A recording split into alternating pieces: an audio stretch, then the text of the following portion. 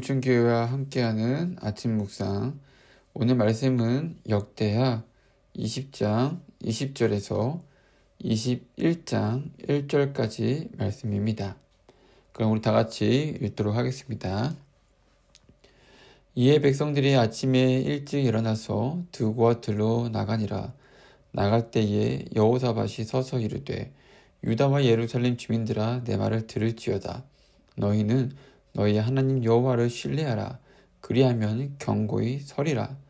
그의 선지자들을 신뢰하라. 그리하면 형통하리라 하고 백성과 더불어 의논하고 노래하는 자들을 택하여 거룩한 예복을 입히고 군대 앞에서 행진하며 여호와를 찬송하여 이르기를 여호와께 감사하세 그의 인자심이 영원하도다 하게 하였더니 그 노래와 찬송이 시작될 때에 여호와께서 복병을 두어 유다를 치러 온 암몬 자손과 모압과 세일산 주민들을 치게 하심으로 그들이 패하였으니 곧 암몬과 모압 자손이 일어나 세일산 주민들을 쳐서 진멸하고 세일 주민들을 멸한 후에는 그들이 서로 쳐 죽였더라.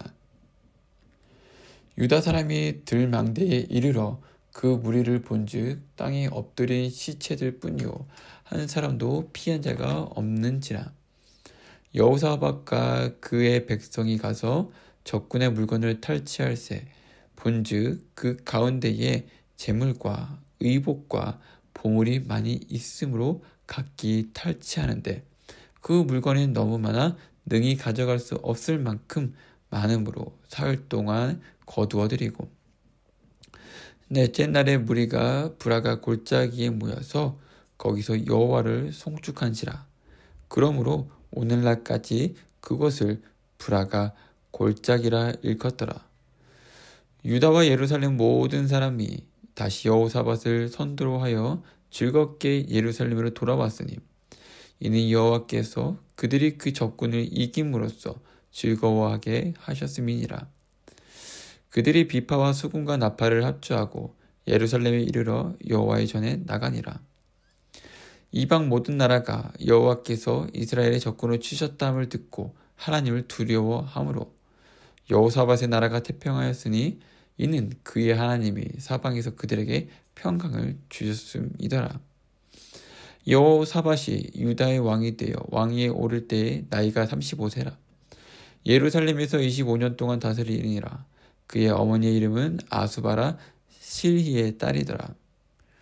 여호사밧이 그의 아버지 아사의 길로 행하며 돌이켜 떠나지 아니하고 여호와 보시기에 정직하게 행하였으나 산당만은 철거하지 아니하였으므로 백성이 여전히 마음을 정하여 그들의 조상들의 하나님께로 돌아오지 아니하였더라. 그 외에 여호사밧의 시종 행적은 하나니의 아들 예후의 글에 다 기록되었고 그 글은 이스라엘 열왕기에 올라더라. 유다 왕 여호사밧이 나중에 이스라엘 왕 아하시야와 교제하였는데 아하시야는 심히 악을 행하는 자였더라. 두 왕이 서로 연합하고 배를 만들어 다시스로 보내고자 하여 에스시온게벨에서 배로 만들었더니 마레사 사람 도다와우의 아들 엘리에셋이 여호사밧을 향하여 예언하여 이르되 왕이 아하시야와 교제함으로 여호와께서 왕이 지은 것들을 파하시리라 하더니 이에 그 배들이 부서져서 다시스로 가지 못하였더라. 여호사밧이 그의 조상들과 함께 누움에 그의 조상들과 함께 다윗 성에 장사되고 그의 아들 여호람이 대신하여 왕이 되니라. 아멘. 우리가 인생을 살아가다 보면 누구나 싸움을 마주하게 되죠. 물론 여기서 말하는 싸움은 주먹질, 폭력적인 싸움이 아니라 나의 마음속에서 일어나는 두려움과의 싸움 또는 불안함과의 싸움 그리고 믿음을 지키기 위한 영적인 싸움입니다. 그럴 때 대부분 사람들은 뭔가 이겨내야 한다는 생각에 힘을 더 주고 전략을 세우고 방법을 찾고 방법을 또 세우게 됩니다. 그런데 말씀은요, 때때로 전혀 예상치 못한 무기를 꺼내 놓습니다. 그 무기는 바로 오늘의 말씀에 나오는 찬양입니다. 역대하 20장은 여호사밧 왕과 유다 백성이 엄청난 위기에 처한 장면으로 시작합니다.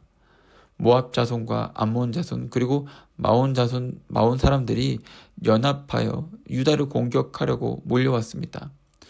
수적으로도 군사적으로도 도저히 이길 수 없는 상황이었죠. 그때 여호사밧은 백성들과 함께 하나님께 나아가 기도했습니다. 그리고 하나님께서 그들에게 놀라운 그 명령을 주시게 되죠. 어떤 명령을 주셨냐면 너희는 두려워하지 말라. 이 전쟁은 너희에게 속한 것이 아니라 하나님께 속한 것이다라는 우리가 굉장히 잘 알고 있는 그 말씀의 명령을 주셨습니다. 그 말씀을 들은 여호사밧은 믿음으로 반응하게 되죠. 그리고 이 믿음의 행위가 아주 특별했습니다. 그 여호사밧은요, 군인들을 앞세우지 않고 찬양대를 제일 앞에 세웠습니다. 그러니까 싸움터에 나가는 그 군대의 맨 앞에서 여호와께 감사하세 그의 인자심이 영원하도다라고 노래하는 그 사람들을 맨 앞에 세웠다라는 거예요. 세상 사람들의 눈에 비친 그 것을 보여주면 아마 저 사람들은 미친 건 아닐까라는 그 생각 또는 저 사람들이 미쳐 보이는 것처럼 보였을지도 모릅니다. 하지만 그 찬양이 울려 퍼질 때 하나님께서 친히 싸우셨고 적들은 서로 싸우며 무너졌습니다. 오늘의 말씀은요, 그냥 전쟁의 그 기록에 대한 내용을 말씀드리는 게 아닙니다. 오늘 우리에게도 동일하게 주어지는 그 믿음의 말씀이라는 것이죠. 여러분들 아까 제가 뭐라고 말씀드렸죠? 얼마나 많이 싸우느냐라고 제가 여쭤봤죠. 삶의 전쟁터 한가운데서 우리가 할 일은 싸우는 것이 아니라 찬양하는 것이 맞습니다.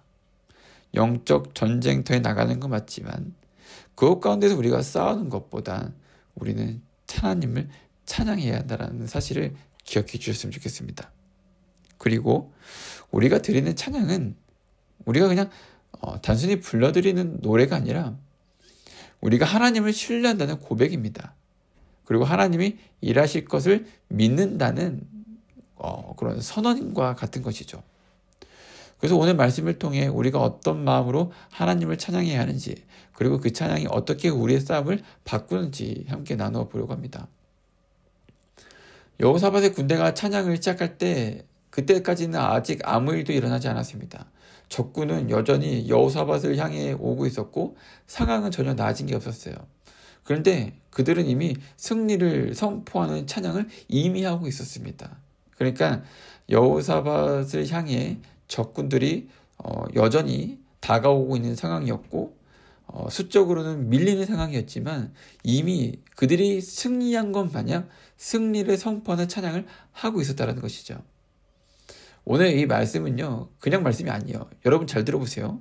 이것은요, 이 찬양의 놀라운 비밀을 여러분들에게 말씀드리고 있는 거예요.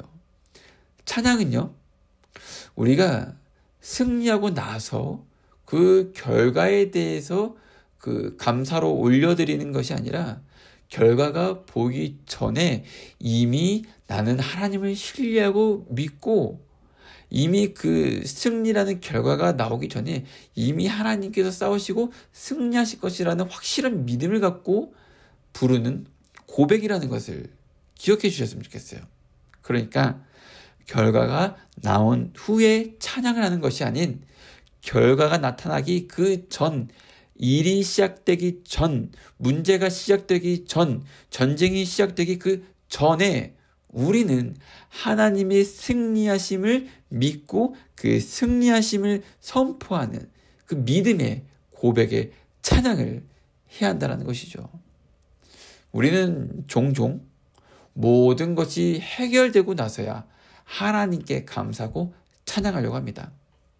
그런데요, 오늘 말씀에 나오는 이 믿음의 사람들은요, 그 반대였다라는 거예요.